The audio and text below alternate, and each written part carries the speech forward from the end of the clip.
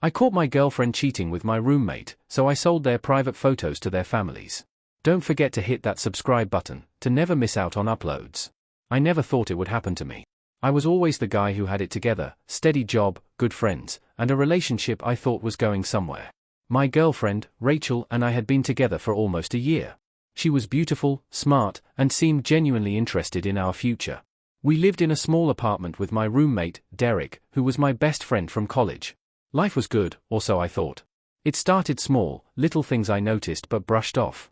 She'd be on her phone more than usual, texting late into the night when she was supposedly working on a project. But I didn't say anything. After all, we'd been through rough patches before, and I was no stranger to the ups and downs of relationships.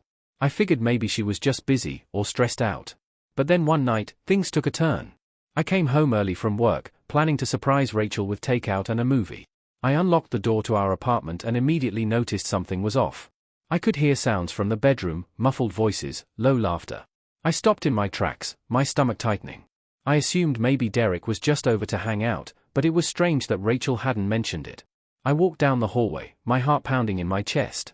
I stopped at the door to my bedroom and heard her giggling. The giggle sounded different. Not the laugh I was used to. I opened the door without thinking, and what I saw froze me in place. Rachel was on the bed, straddling Derek. His shirt was halfway off, and her hands were tangled in his hair. They were so caught up in the moment, they didn't hear me enter. I stood there, completely paralyzed, watching them kiss, my girlfriend, my best friend. It was like the world had tilted on its axis, and I couldn't move, couldn't speak. I don't know how long I stood there, just staring. Maybe it was only a few seconds, but it felt like an eternity. I finally found my voice. "What the hell is going on?" I shouted. They both froze, and their faces went pale. Derek quickly pushed Rachel off him and scrambled to pull his shirt back on. Rachel sat up, looking more shocked than guilty. It took them a moment to register what was happening, and when they did, the guilt on their faces didn't make it any easier to bear. Rachel stood up, quickly pulling at her clothes, trying to act like nothing was wrong. "It's not what you think," she stammered, her voice shaky. Derek, standing behind her, kept glancing at me nervously but didn't speak. I wanted to shout, to throw something, but I stayed frozen, my mind unable to process what I had just witnessed. How had it come to this? How had I not seen it? "Not what I think," I managed to say, my voice dripping with disbelief. "You're cheating on me with him." Rachel opened her mouth, but nothing came out.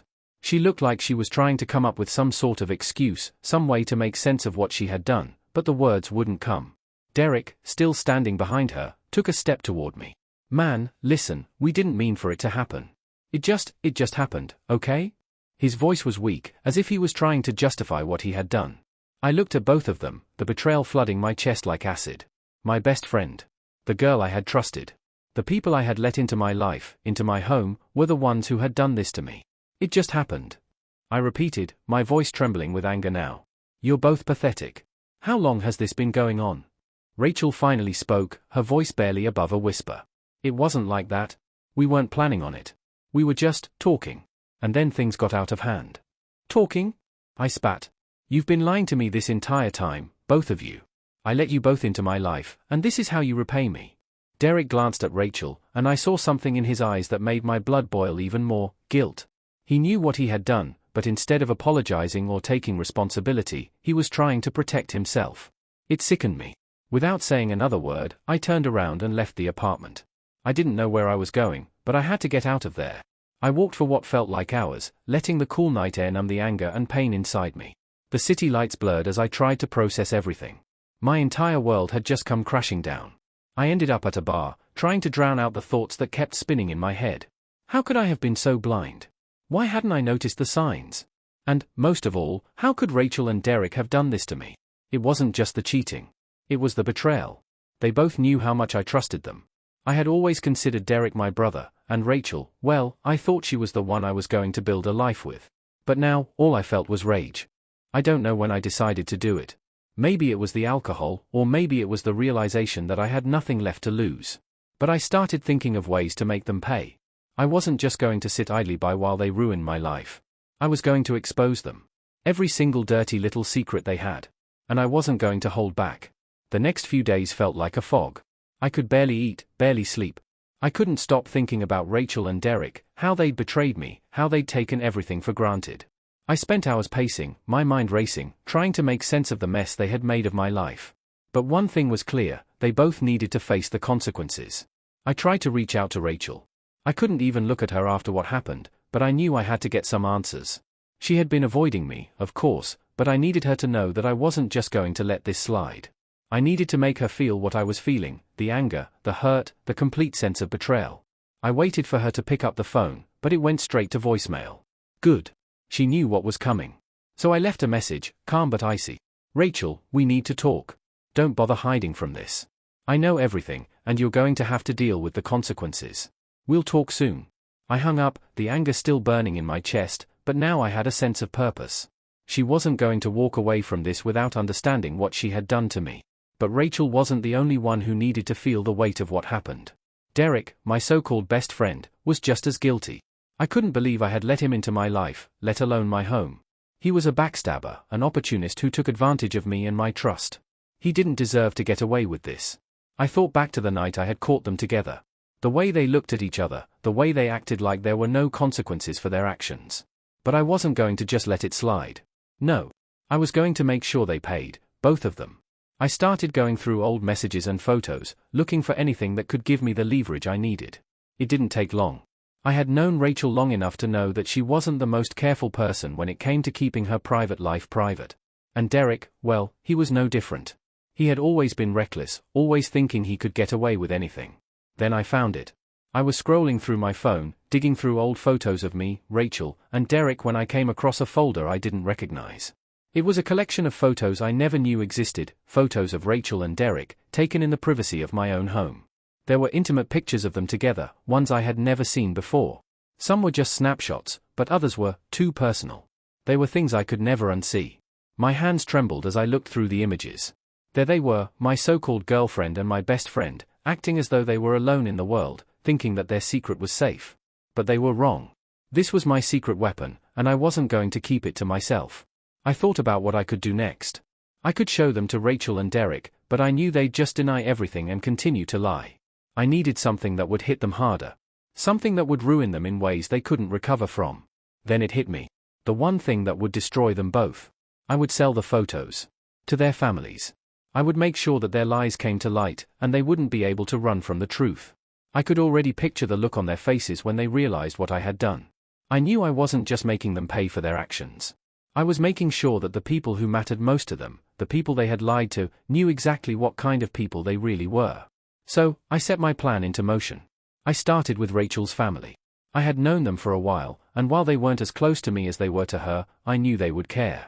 They would want to know what kind of person their daughter was. I sent them an anonymous message with the photos attached. No explanation, no long-winded story, just the images, raw and real. I did the same with Derek's family. I knew his parents were proud of him, thinking he had his life together. But that illusion was about to shatter. I didn't even give them a chance to deny the truth. The photos spoke for themselves. It wasn't just about hurting them, it was about exposing them for the frauds they were. I wanted them to feel the same way I had felt when I walked into that room and saw them together. I wanted them to feel the crushing weight of betrayal. After I sent the photos, I didn't stick around to see the fallout. I didn't need to. I knew what was coming. I knew how both of them would react. They'd try to play the victim. They'd try to explain themselves, but no one would believe them. The truth was out, and they couldn't hide from it anymore. I left my apartment that night, walking out into the city, not knowing where I was going, but feeling strangely satisfied. I wasn't just hurting them. I was freeing myself. I had taken control of a situation that had made me feel small, insignificant, and betrayed. And now, I was going to watch them burn. The first few days after I sent the photos felt strangely quiet. I was half expecting chaos to erupt, but there was nothing. No phone calls, no angry messages. Just silence. Maybe they were both too ashamed to confront me directly, or maybe they were trying to figure out how to make the situation go away. But then, everything changed. It was on the fourth day that Rachel finally reached out. I was sitting at my desk, trying to focus on work, when I saw her name flash across my phone screen. My pulse immediately spiked. I knew this was coming. The calm before the storm had ended. I stared at the screen for a moment before answering. "Hello?" I said, keeping my voice steady, despite the storm of emotions churning inside me. "Why did you do this, Jason?" Rachel's voice was frantic, filled with hurt, but more than that, fear. "Why did you send those photos to my parents?" I could hear her crying in the background. Good. Let her feel the weight of her betrayal. Let her see how it felt to be blindsided, humiliated, and betrayed by someone you loved. You don't get to ask me why, Rachel, I said, my voice colder than I intended. You don't get to ask me anything after what you did. We didn't mean for it to happen, she pleaded. Please, Jason, you have to understand. We were just having fun. Fun? I repeated bitterly. That's what you call it? You cheat on me with my roommate, someone I considered a brother, and you call it fun? You took everything from me, Rachel. Everything. And now you want me to feel sorry for you. She didn't answer for a long time. I could tell she was trying to compose herself, but the silence between us was deafening. I didn't mean to hurt you, she said, finally. I don't know why it happened, but please don't do this to me. You lost the right to make demands when you chose Derek over me, I said, the anger rising again. And now, you're going to have to face the consequences. Jason, please, she whispered.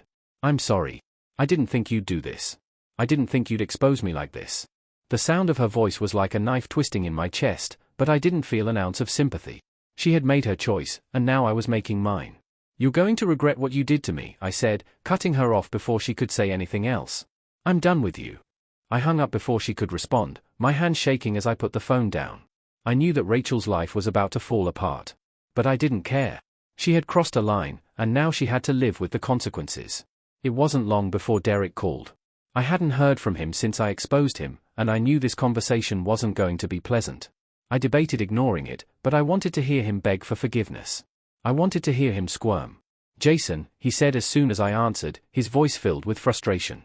What the hell did you do? Don't act surprised, Derek, I said calmly. You think I wouldn't find out? You think I wouldn't figure it out eventually? I didn't mean to hurt you, man, he said, trying to sound sincere, but there was an edge of anger in his voice. I was stupid, but I didn't think it would end up like this. I didn't think you're going to ruin my life. Your life? You're worried about your life right now. I scoffed. You've got the nerve to talk about your life when you've ruined mine? You've ruined everything, Derek. Everything. And now you think you can just apologize and make it go away. He fell silent for a moment, and I could hear him taking deep breaths, trying to keep his composure. I'll fix it. I'll fix everything. Just give me a chance to explain. No explanation can fix what you've done, I said, my voice hardening. I've already made sure your family knows exactly what kind of person you are. You can't walk away from this. Please, he said desperately, you don't understand. If my parents find out about this, if anyone finds out, everything I've worked for is gone. I can't lose everything. You should have thought about that before you decided to sleep with my girlfriend, I said coldly. I don't care about your life, Derek. You made your bed. Now you lie in it. I hung up without saying another word. Later that evening, the messages started flooding in. Family members from both Rachel and Derek were reaching out, asking questions, expressing shock, and demanding explanations. It was a relentless barrage of guilt and regret, but none of it was for me. It was for them, the ones who had been exposed. They were finally seeing who their loved ones really were. Rachel's mother called me several times, but I ignored her calls. She had no idea what was really happening, and I wasn't going to be the one to explain it. Derek's parents tried to reach out too, but I didn't want anything to do with them either. They had raised him. They had shaped him into the person who betrayed me. Let them deal with the fallout. The next few days were a blur of messages, phone calls, and accusations. Rachel and Derek both tried to get in touch with me, but I refused to speak to them. There was nothing left to say. I had already made my point. The shame, the anger, the guilt, they were all theirs to deal with now. And just like that, everything changed. I wasn't the victim anymore. I had taken control. I had made them feel what they did to me, because nothing they could say or do would ever erase the truth. It's strange how quickly the aftermath of an event like this can spiral out of control. One moment, you feel like you've taken power back, and the next, you realize that you've opened a door that's impossible to close. After the photos were sent, after the families had been exposed to the truth, the silence became deafening. For a few days, it felt like the world had stopped spinning. My phone was flooded with messages from friends who had heard about what happened, from mutual acquaintances who were shocked, and from people who felt pity for me. But I didn't want their pity. I didn't need it. What I needed was for Rachel and Derek to feel what I felt: embarrassment, guilt, loss, and I had gotten that. They were both in chaos, but I had no idea how deep the rabbit hole was about to go. I was sitting at my kitchen table, scrolling through the endless messages and notifications, when the doorbell rang. My heart skipped. I didn't even have to look through the peephole to know who it was. I opened the door to find Rachel standing there, her eyes swollen from crying. She looked disheveled, her makeup smudged, and she was holding a small envelope in her hand. "Jason, please," she said, her voice trembling. "I know I've done horrible things, and I'm so sorry. I'm begging you to stop. You've done enough. You've made your point." I didn't say anything at first. I just stood there, taking in her tear-streaked face, the look of someone who had lost everything. "You have no idea what you've done," she continued, her voice rising with desperation. "My family is furious with me. They're disowning me. They're saying they'll never speak to me again. Derek's family is the same. And I can't even blame them. They know what we did, and I don't know how I can fix it. Please, Jason. You have to stop this. For once in my life, I'm asking for your forgiveness." I watched her for a moment, the silence hanging heavy between us. She wasn't asking for forgiveness because she was sorry. She was asking because her life was falling apart, and she was desperate. "You really think I'm going to forgive you for what you did?" I asked coldly. "Do you think a few tears are going to fix this? You lied, Rachel. You manipulated me. You betrayed me in the worst way possible. And now you want me to stop? You don't get to make demands anymore." She dropped the envelope at my feet. "Please. This is all I can give you. It's everything. I just want this to end." I bent down and picked up the envelope. My curiosity got the better of me, and I opened it.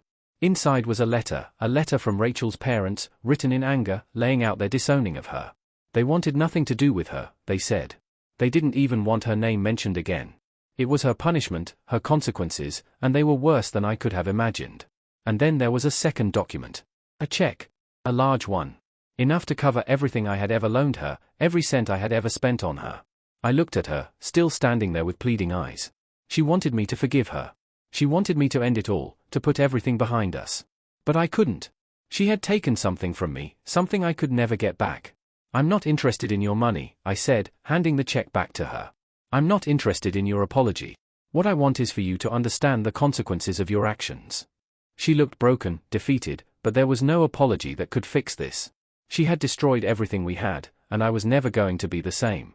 Rachel left my apartment that day, defeated. Her pride had been shattered, and the consequences were too much for her to handle. But as much as it pained me to see her like that, I knew it was the only way. She needed to feel the weight of her actions. She needed to understand that betrayal, no matter how much you want to run from it, leaves scars. Derek didn't come to my door.